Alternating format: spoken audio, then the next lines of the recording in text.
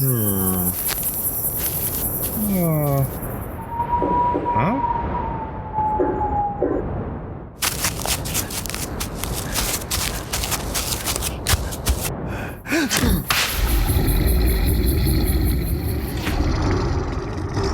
You're listening to Cryptid Clues, featuring your hosts, Taylor Field and Reuben Olson.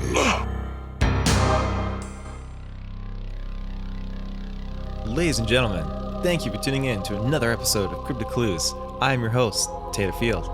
And although Reuben is not with me today, we're all just kind of coming around from the new year. Hope everyone has had a fantastic holiday and fantastic New Year's. I'll be back with Reuben next Monday. We'll be diving into some more cryptids. But for now, it's just me doing a interesting topic.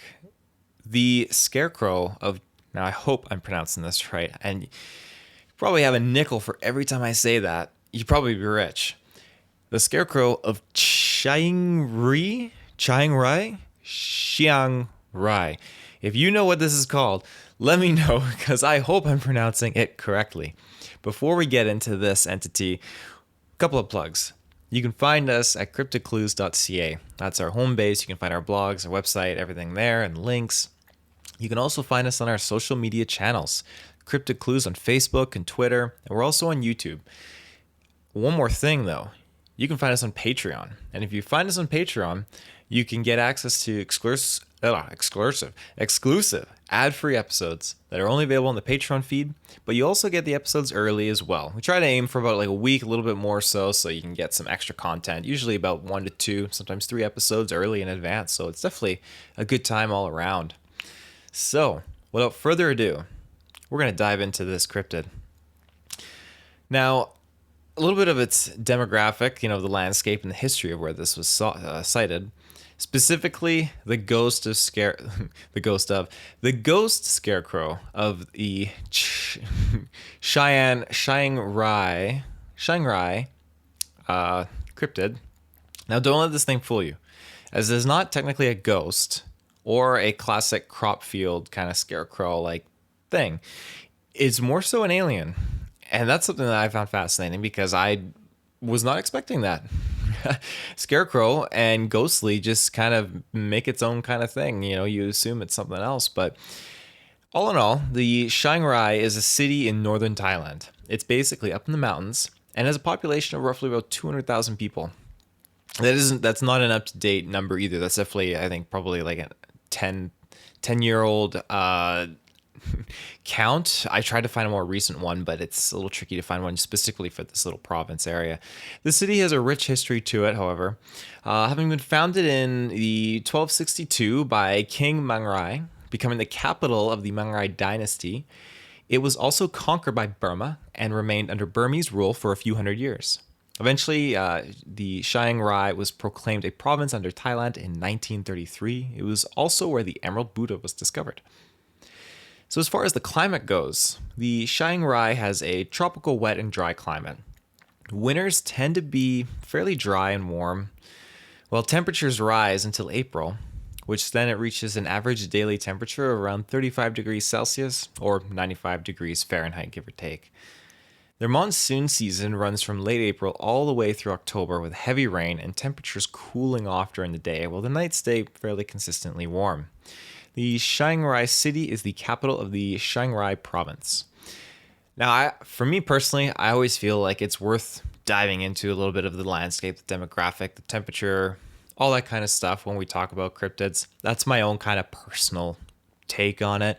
That's all I have basically on the landscape and everything. But I think when you look into these things and how they move, reside, their surroundings play a big part of that.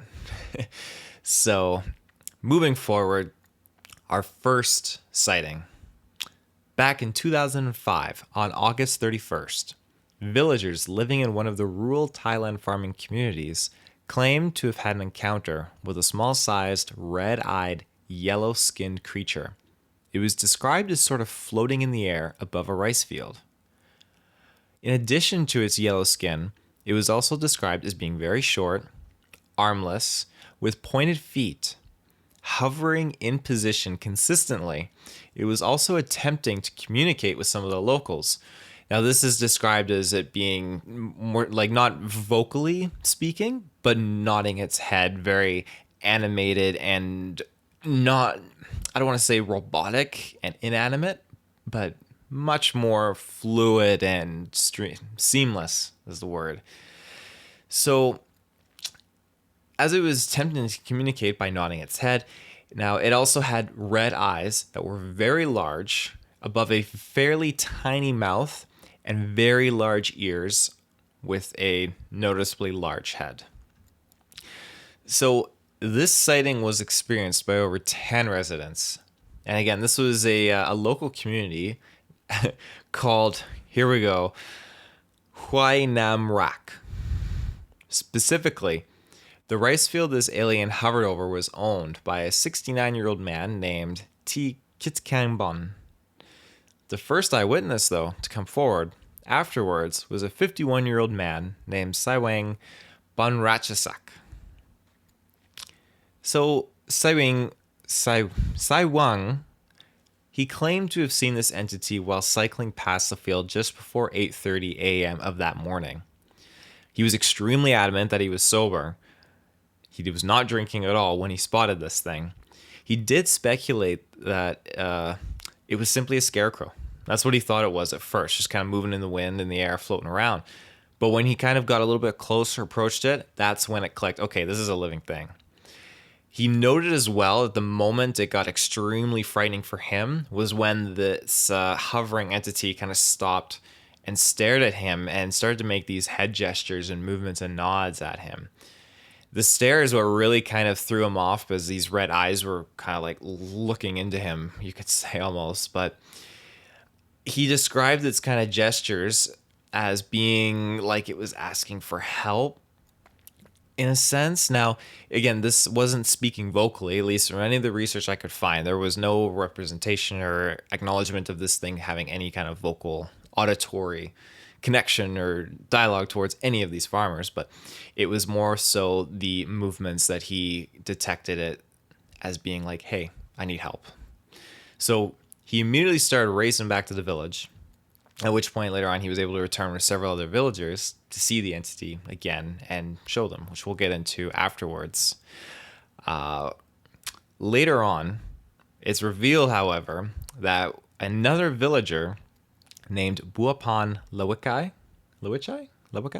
had actually seen this entity first, having spotted it floating in the same field at 6:30 a.m. in the morning, so roughly 2 hours before Saiwang spotted it.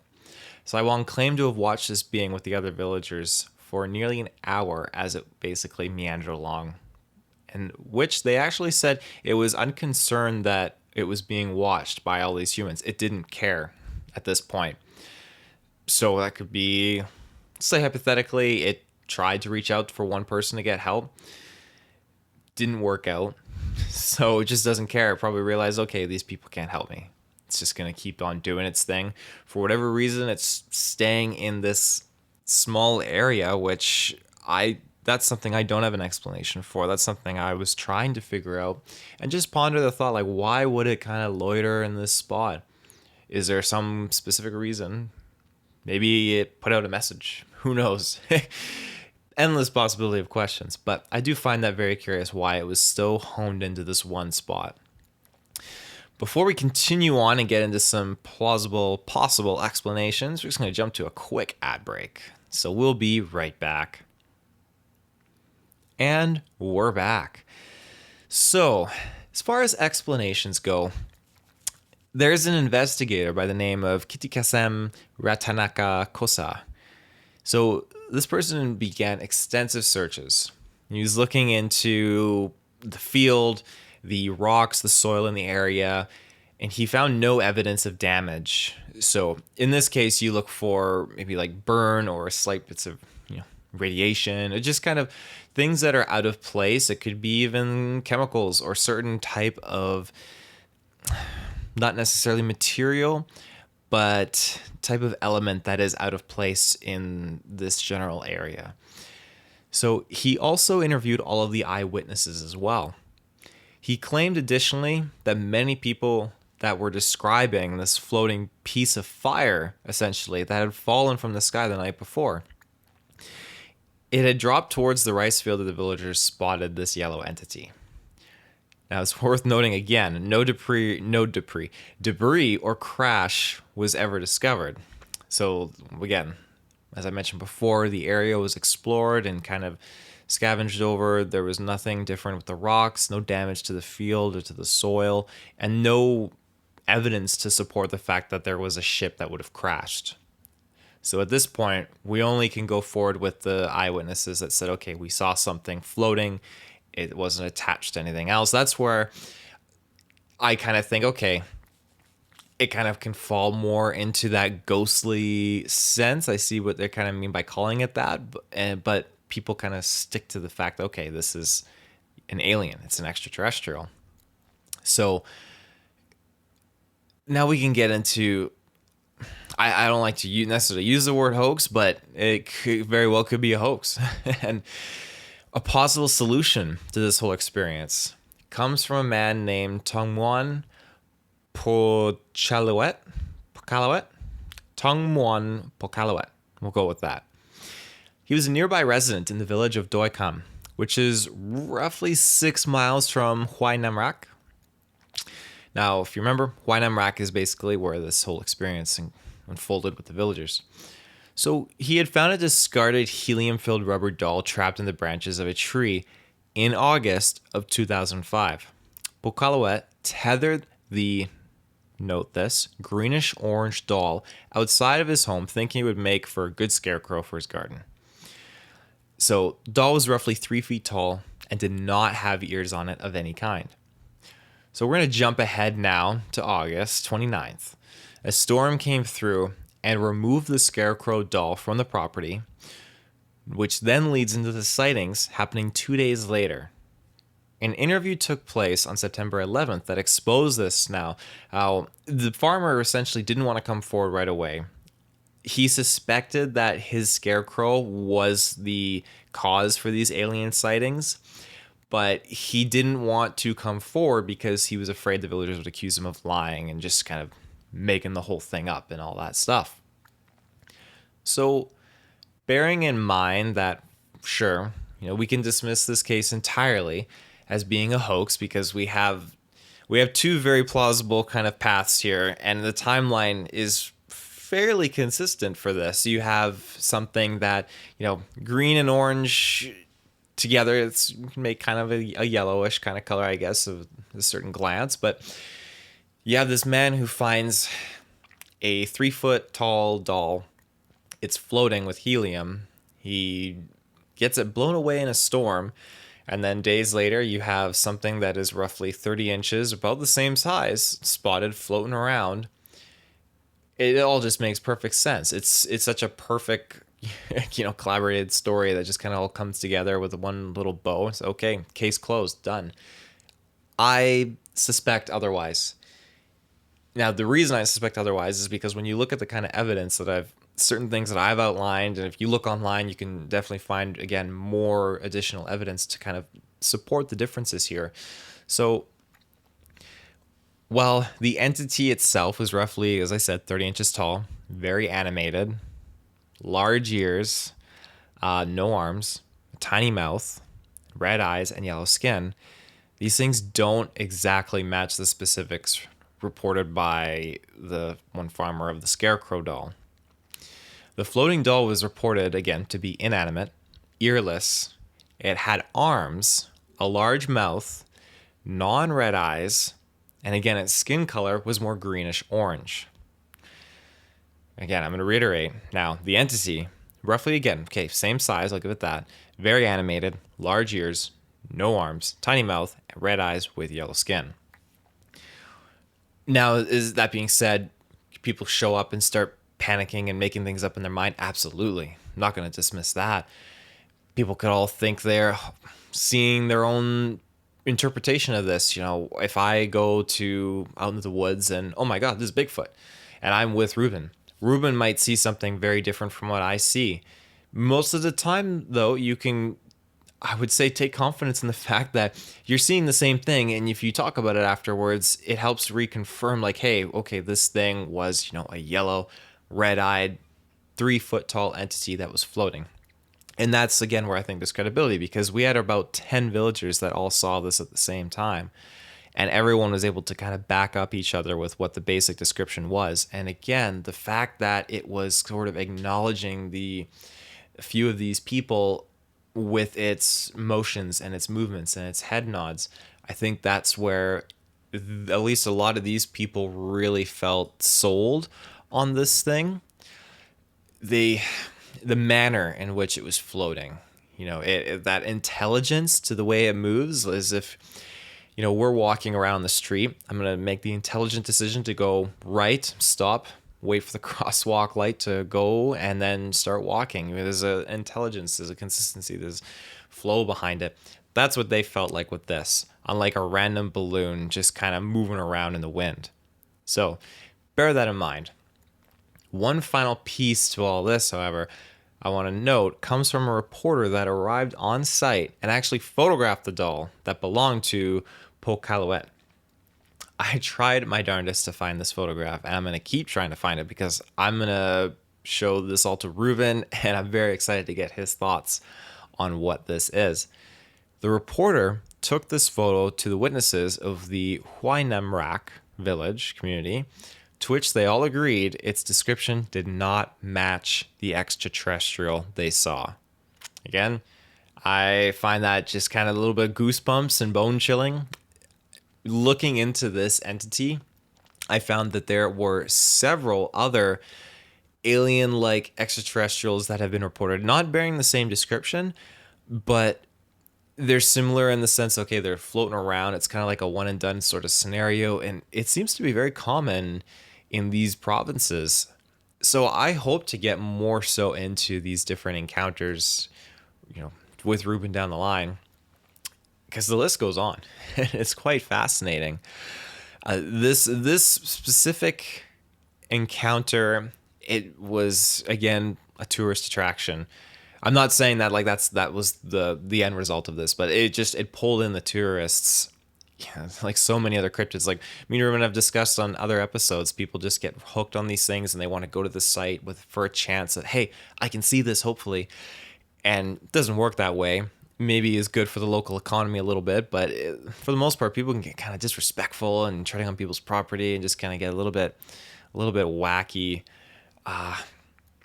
But nonetheless, people flocked to this village. They were hoping to see this thing. They were piling up in like pickup trucks and stuff, and basically were spreading all over the area trying to find it. It got a little bit hectic because I believe the crowds are starting to get super, super just uncontrollable and crazy. But we have the media that kind of jumped in on this in the interest. And again, they're jumping in because people are jumping in and they just want to kind of cash in on the story. But I believe it was either the mayor, I think mayor worked hand in hand with, I think, the village leader or village chief, basically to set up a camera, set up this whole kind of station to capture any footage in case this entity were to come back. The roads actually got damaged too, and this is a little bit of trivia. The roads actually were a little bit damaged because there were just so many people and just such a large chunk of traffic using them that they had to actually be commissioned a crew of workmen to repair the roads. I just find that kind of interesting, but there you go. This seems like something that's kind of along the lines of a Dover demon in the sense where it just manifested and disappeared within one quick span of a few days. It's worth noting too that, okay, these farmers reported seeing a blip of fire fall from the sky. Now, if this storm was anything to kind of add credence to the fact that you could say, hey, maybe it was lightning, maybe something caught on fire and blasted out off of like a cliff face nearby, like branches falling on lightning or something. Who knows? I mean, lightning strike can do a lot of different things, but it just has me kind of curious. And has me standing more so on the side of the farmers that I believe that this isn't a floating helium doll. I suspect that there's something else to this. And I'm going to be, again, as I said, I'm going to look more into this. There's interesting drawings and sketches. There's one prominent one of this thing just being full on yellow. It absolutely looks terrifying. It looks like something out of a Dr. Seuss kind of comic, you could say, or a book. The thing has just a very weird looking mouth. It almost feels like a bird at first, but it's got like weird Dr. Seuss like feet, big, really beady eyes. The ears are huge and like human troll like ears, not pointy like an elf or anything along those lines. No arms, but I can see why this thing would be very alarming. And 2005 was a crazy year in its own, but I can't imagine what kind of company would build or who would build like a doll like this, and why and how would the doll get out into the middle of this village and this community out in this province? Just a little odd. So it's worth even trying to find an actual doll that resembles this that wasn't built after the fact and based on this thing, but that remains to be seen. I'm curious, and I do stand on the side that this thing was a real thing. I believe these one-off things of maybe he was just stranded and he was just like, hey, beam me up, and he was just waiting and loitering around to get picked up, and sure enough, he got retrieved and is gone.